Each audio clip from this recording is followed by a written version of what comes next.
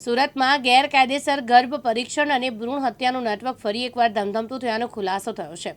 વરાછામાં 6 મહિના પહેલા પણ ગેરકાયદેસર ગર્ભ પરીક્ષણ અને ગર્ભપાતના ગુનામાં ઝડપાઈ ચૂકેલા ફાર્માસ્ટિક રામગોપાલ ખંડેવાલે સુધરવાના બદલે ફરીથી એ જ વિસ્તારમાં નવી હોસ્પિટલના નામે મોટો ગોરખ ધંધો શરૂ કરી દીધો હતો।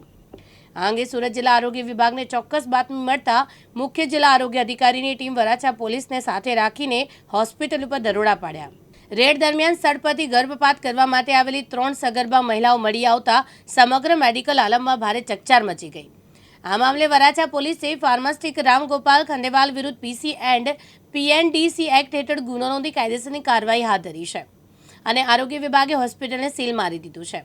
આશ્ચર્યની વાત તો એ છે કે રામગોપાલ પોતે કોઈ ક્વોલિફાઈડ ડોક્ટર નથી, માત્ર ફાર્માસ્ટિક છે, છતાં તે પોતે જ હોસ્પિટલમાં આવતા નિર્દોષ દર્દીઓના ગર્ભપાતના ઓપરેશન કરતો હતો।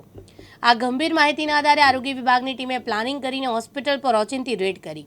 મુખ્ય જિલ્લા આરોગ્ય અધિકારી ડોક્ટર અનિલ પટેલે ટીમ સાથે રેડ કરી તેમને વરાછા વિસ્તારમાં લાભેશ્વર 4 રસ્તા પાસે આવેલી મમતા મલ્ટી સ્પેશિયાલિટી હોસ્પિટલ વિશે અત્યંત ખાનગી અને સચોટ બાતમી મળી।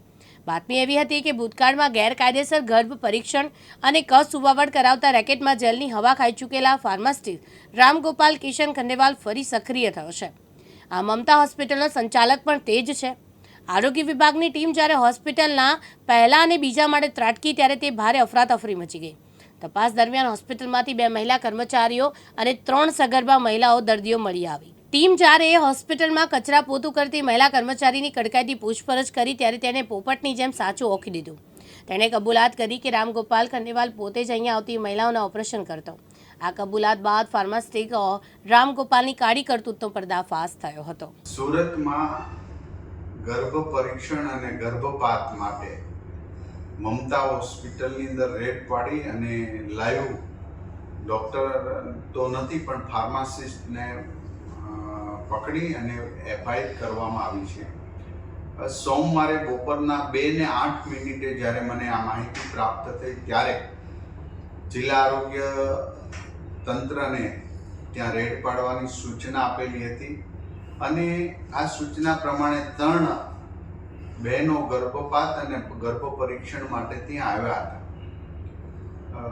આ સમયની અંદર બેટી બચાવો બેટી પઢાઓના નારા સાથે જ્યારે સમાજ આગળ આવી રહ્યો છે ત્યારે આવું હીન કૃત્ય કરનારી એ માતાઓ પણ છે કે જે પોતાની દીકરીને કુખમાંથી મારી નાખવાનો પ્રયાસ કરે છે અને આવા રાક્ષસી કૃત્ય કરનારા ફાર્માસિસ્ટ અને હોસ્પિટલના માલિકો જે આવું રાક્ષસી કૃત્ય કરે છે કે આ બીજી વાર આ લોકો પકડાણા છે। પહેલી વાર સિવાય હોસ્પિટલ નામ કરી ધારણ કરી અને નામદાર કોર્ટમાંથી સ્ટે વગેરે લઈ અને હોસ્પિટલ બંધ કરીને બીજી મમતા હોસ્પિટલના નામથી જ્યારે આ ચલાવતા હતા ત્યારે એમના ઉપર એક્શન લેવામાં આવ્યા છે, એમની પર એફઆઈઆર કરવામાં આવી છે અને જિલ્લા આરોગ્ય તંત્રએ ઘોર બેદરકારી રાખી છે। કારણ કે ઘણા સમયથી રોજના 2 થી 5 ગર્ભ પરીક્ષણ અને ગર્ભપાત કરાવી રહ્યા હતા। તો આ તો બહુ મોટી ઘટના કહેવાય અને આપણા સભ્ય સમાજ માટે ખૂબ ચિંતાજનકની વાત હતી। માટે અમારા આરોગ્ય વિભાગને પણ શોકોદની નોટિસ પાઠવવામાં આવી છે। ગુજરાતની અંદર કોઈ પણ ખૂણા પર અમને બાતમી કે આ માહિતી મળશે અને પછી ત્યાં જો ભેળસેળ થતી છે, ગર્ભ પરીક્ષણ થતું છે, ગર્ભપાત થતો હશે કે બનાવટી ખાવાની પ્રોડક્ટ થતી છે તો જે તે અધિકારીએ જ ભોગવવું પડશે। એ વિસ્તારના ફૂડ ઇન્સ્પેક્ટર હોય કે આરોગ્ય અધિકારી એમની જવાબદારીમાં આવશે। તો આજે અમે એ જિલ્લા આરોગ્ય અધિકારીને પણ શોકોદની નોટિસ આપી એમની પાસે ખુલાસો માંગવાનો તમે શું કરતા હતા, તમને જે જવાબદારી આપી છે તમે શું કરતા હતા।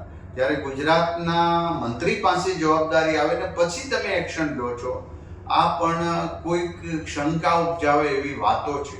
માટે ભેળસેળ હોય, ડ્રગ્સમાં ભેળસેળ હોય, ગર્ભપાત હોય કે ગર્ભ પરીક્ષણ કોઈ બાબતમાં અમે ચલાવી લેવા માંગતા નથી।